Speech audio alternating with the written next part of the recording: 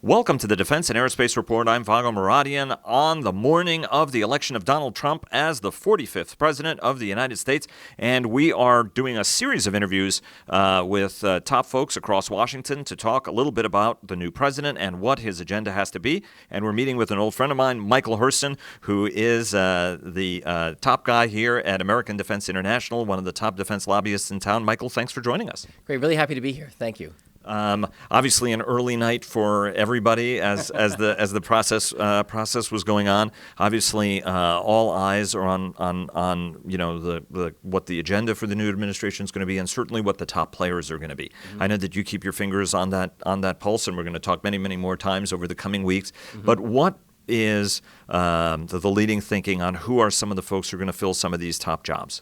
Well, I think you've got to start with Jeff Sessions, Senator from Alabama, who's on the Armed Services Committee, and his Chief of Staff, Rick Dearborn. I think he's going to play a key role in not only being part of his team, but also picking the people that are going to be part of his team. And then I think Rudy Giuliani will play a role, probably because of his experience with Homeland Security.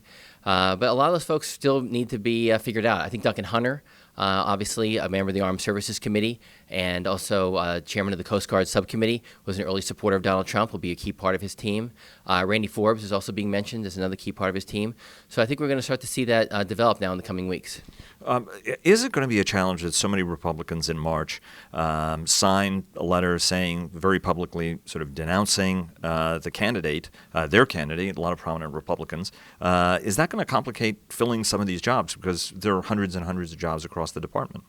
Absolutely. That's going to complicate things. But there also was a letter that was sent in support of Donald Trump by a lot of national security leaders as well. And as is typical in politics, you are going to see a lot of Johnny-come-latelys come out and say, oh, I was with you all along, even though I couldn't sign the letter, or I think a lot of people are going to come out of the woodwork wanting to be part of his team, not only on the national security scene, but on every part of his administration. About priorities, what do you think are going to be some of the priorities? Because one of the criticisms of the candidate was that virtually none of the proposals were terribly specific. The defense plan was the dusted-off version of the Heritage Plan, and a lot of folks are saying, $70 to $100 billion increase in annual defense spending is unlikely at best. What do you think some of the priorities are going to be, and what are some of the budget vectors that we're going to see from the administration? Well, I think some of his priorities will include missile defense, something that he spoke a lot about. And I think, when you listen to what he's saying, I think readiness is going to be a key focus of his. I think he's had a little bit of an inarticulate way of explaining that, but I think that when he gets the briefing from the chiefs, for example, if Milley tells him that 2/3 of the Army is not ready to fight, and that Goldfein tells him that we're cannibalizing spare parts from museum pieces to keep aircraft flying, pilots aren't getting the aircraft, their flying hours, that he's going to take readiness seriously. Unlike the current administration, when they talk about readiness, they refer to it as the Thornberry readiness crisis instead of addressing it for what it is.